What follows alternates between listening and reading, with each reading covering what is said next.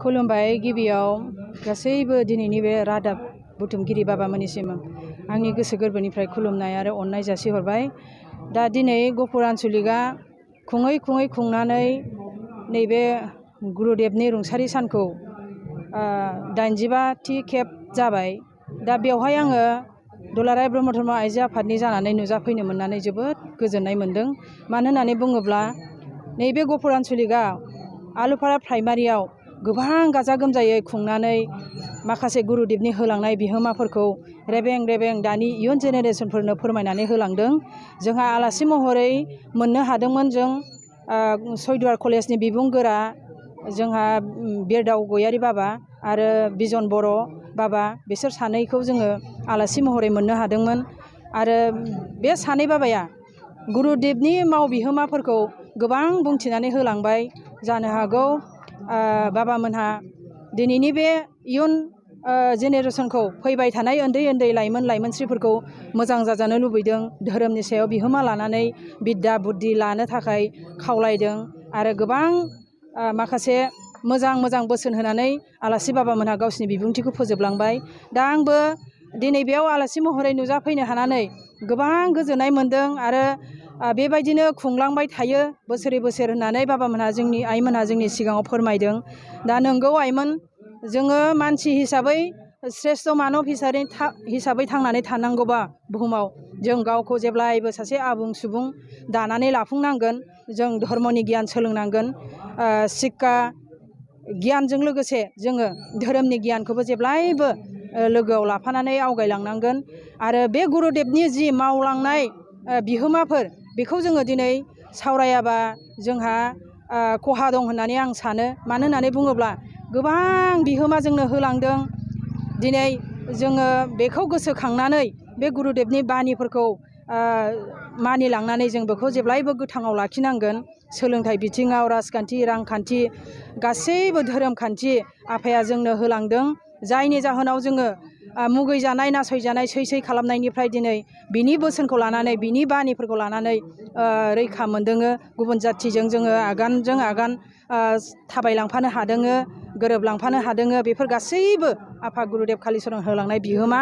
दा बेखौ जों जेब्लायबो देग्लायनो जोबथि बे नङा, जेब्लायबो बे दिन सफैबा, गुरुदेब आफानि थैनाय सान सफैब्ला जों बेखौ गुरुदेब आफानि थैनाय सान सफैब्ला जों बेखौ फालिलांबाय थागोन, सिबिलांबाय थागोन। आरो दुलाराय ब्रह्म धोरोमनि आइजो आफादनि जानानै आं फोसावहरनो लुबैयो जे गासैबो आन्चलिकफ्रा बा जिल्लाफ्रा बा सेन्ट्रेल लेभेलाव जों बेखौ खुंलांबाय थागोन। जोङो गुवाहाटियावबो बेखौ खुंदों, सेन्ट्रेल लेभेलाव खुंदों। दा दिनै नैबे गहपुर आन्चलिकआव दिनै गाजा गोमजायै सानसेनि हाबाफारि लानानै गोबां आलासिफोर लेंहरनायनि गेजेरजों हाबाफारिया जाफुंबाय। दा जोबोद गोजोननायनि गेजेरजों आङो बेखिनिखौनो बुंनानै आंनि सुंद' बुंनायखौ आं बेयावनो फोजोबबाय। गिबियावनो खुंगा 85थि गुरुदेब कालिचरन आफानि थैनाय सानजों लोब्बा लाखिनानै जे गहपुर जिल्ला ब्रह्म धोरोम आफाद, बे आफादनि थैनाय सानखौ फालिनाय हाबाफारि, बे हाबाफारियाव नुजाथिफैनो मोननानै जोबोद गोजोननाय मोनदों। बे आफानि जि बर' समाजाव होलांनाय बिहोमा, बे बिहोमाखौ जोङो बुंनानै फोजोबनो हाया। बे आफानि जि बर' समाजाव होलांनाय बिहोमा, बियो न'खरनिफ्राय लानानै सारा मुलुगाव जे बर' जाथिखौ मोनसे सिनायथि होनाय महर मोनजासिम बे आफानि जि बिहोमा, बे जोबोद गुवार, जोबोद बेसेन गोनां। दा बर' हारियाव मोनसे समाव जेरैबायदि गुलाय गुजाय थासारिमोन, न'खरनिफ्राय लानानै, सोलोंथाइनिफ्राय लानानै, समाजखान्थिनिफ्राय लानानै, धोरोम खान्थिनिफ्राय लानानै बे गासैबो बिथिंखौ नोजोर बोनानै गुरुदेब आफाया जे मोनसे गाबखांनाय फैदोंमोन। बे गाबखांनायनि गेजेरजोंनो आफाया दिनै ब्रह्म धोरोम फोसावनायनि गेजेरजों बर'नि आसार खान्थिखौ मोनसे सोद्रोम समाजाव लाबोनो हादोंमोन। गुबुन हारिफोरजों मुगैजानायनिफ्राय बर' समाजखौ बोखांबोनो हादोंमोन। बर' समाजनि जि आलायजाब्रे जिउ खुंनाय, लोंनाय जानाय, रंजानाय बाजानायाव गोदोहाबनाय, बे गासैबो बिथिंखौ नोजोर होनानै गुरुदेब आफाया मोनसे सोद्रोम समाज दानायाव गुबुन गुबुन बिथिंनि गेजेरजों, गुबुन गुबुन हाबाफारिनि गेजेरजों मोनसे बर' हारिखौ मोनसे रिनायसेन्स लाबोनो हादोंमोन, मोनसे जांख्रिखांनाय लाबोनो हादोंमोन। बेबायदिनो जोङो गुरु आफाया जुदि बै समाव एसे गोबाव जुदि जोरनायमोनब्ला मोनसे मिजिंथिबावनो हागौमोन जेरै बर' हारिया बेसेबांबा गोजौआव दा नैबे थासारिनिफ्राय आरो बांसिन गोजौआव जौगानाय महर मोनसिनगौमोन होननानै जोङो मिजिंथिनो हायो। अब्लाबो जोङो दिनैनि जे 85थि गोथार सान बे गोथार सानाव जों आफानि जि आत्मा बे आत्मानि फारसे जों गोसोखांनानै बे आफाया जेरावखि थाया मानो जे जोंनि बर' हारिखौ अराय सम नायहरबाय थाथों। बर' हारिनि जि थांनानै थानाय बे थांनानै थानायाव खैफोद आफोद जेब्लाबो गोजौनिफ्राय जोंखौ बोर सारस्रिहरबाय थाथों। बेखौनो जोङो दिनैनि बे 85थि जि थैनाय सान फालिथाय बे थैनाय सान फालिनायाव नुजाफैनो हानानै जोबोद गोजोननाय मोनबाय। आं बेखिनिखौनो बुंनानै फोजोबबाय।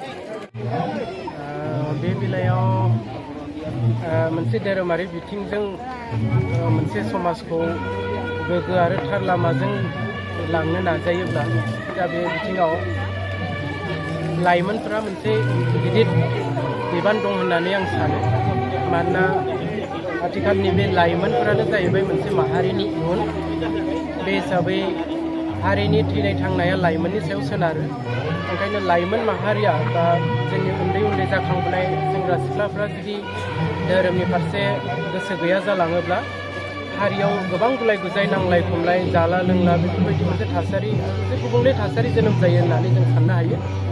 मानोना लाइमोनफ्रा सोलोंथाइ गैया जालांनाय लोगो लोगो बे बिथिङाव फैनो नागिरो। ओंखायनो दा फारसेथिं आरो धोरोमारि बेलायाव धोरोमा जिहेथु मोनसे हारिखौ सैथो आरो थार लामाजों लांग्रा मोनसे बिजों। बे हिसाबै जोङो ब्रह्म लाइमोन आफादनि जानानै आं लाइमोनफोरखौ बे बिथिङाव खावलायनो लुबैयो जाहाथे बे सिबियारि गासै रायजो राजाफ्रा गावबा गावनि गथ' गथायफोरखौ बा थोंजोङै लाइमोनफोरखौ जोङो धोरोमनि फारसे गोसो होनोखौ आं खावलायदों। जाहाथे जों बयबो गावनि बे धोरोम आंगो धोरोमनि फारसे फैनांगौ, सिबिनांगौ, बाहागो लानांगौ। लोब बेयाव जों लाजिनांगौ गैया। दा इनाय अनागारि बा हेंथा साननांगौ खोथा फैया जाहाथेयाव। मानोना जों बयबो गावनि धोरोमनि थाखाय थैनांगौ। जे बेनि थाखायनो जों धोरोमाव थानानै जुदि धोरोमारि सानस्रिया जेरै जों थायोब्ला जों माने हारिनि थाखाय खामानि मावलांनायफ्रा गावनो गाव जानानै फैयो। लाइमोनफ्रा जाहाथे धोरोमाव ओंखारनानै धोरोमखौ माबायदि लांनांगौ बेखौ जों जोंनि गुरुफोर जिहेतु बे धोरोमारि जथुम्माफ्राव फैयो बिसोरनिफ्राय मोननाय बोसोनफोरखौ सिगां फारसे लानानै सिगां फारसे आवगायलांनांगौ। खुलुमबाय। दिनै जों गुरुदेब कालिचरन ब्रह्म आफानि जि रुंसारि गोसोखां सान नैबेखौ जों आलुपारा प्राइमारि ब्रह्म धर्म आफादनि बानजायनायाव 85थि जि रुंसारि गुरुदेबनि गोसोखां सान नैबेखौ जों बे प्राइमारियाव खुंफैनो मोननानै जोबोद गोजोननाय मोनदों। दिनै जोङो बे रुंसारि गोसोखां सानाव जोङो गोबां आलासि फुंखा सुबुं हांख्रायनानै जोङो गुरुदेबनि जि बिहोमा नैबेनि सायाव गोबां जोंनि फुंखा सुबुं हांख्रायनानै लाबोनाय सयदुवार कलेजनि बिबुंगोरा मानगोनां बिरदाव गयारि सार आरो लोगोसे बिजन बर' सार सानैबो सयदुवार कलेजनिनो बिबुंगोरा बे बाबामोनखौ जोङो फुंखा सुबुं हिसाबै हांख्रायनानै लाबोदोंमोन। बाबामोनहा गुरुदेबनि जि मावनां हाबाफारि बिहोमा बिनि सायाव गोबां जोंनि भक्तनि गेजेराव फोरमायथिनानै होलांदों। जों दिनै बे हाबाफारिखौ जोंनि गहपुर आन्सलिक ब्रह्म धोरोम आफादाव स्निगं प्राइमारि दङ। बे स्निगं प्राइमारिनि गेजेरावनो जोङो बे हाबाफारिखौ बोसोरै सोलाय सोल' खालामनानै खुंबोबाय थानाय जायो। देग्लाय जोङो बे आलुपारा प्राइमारियाव बे गोसोखां सानखौ खुंनो मोननायाव जोबोद माने जों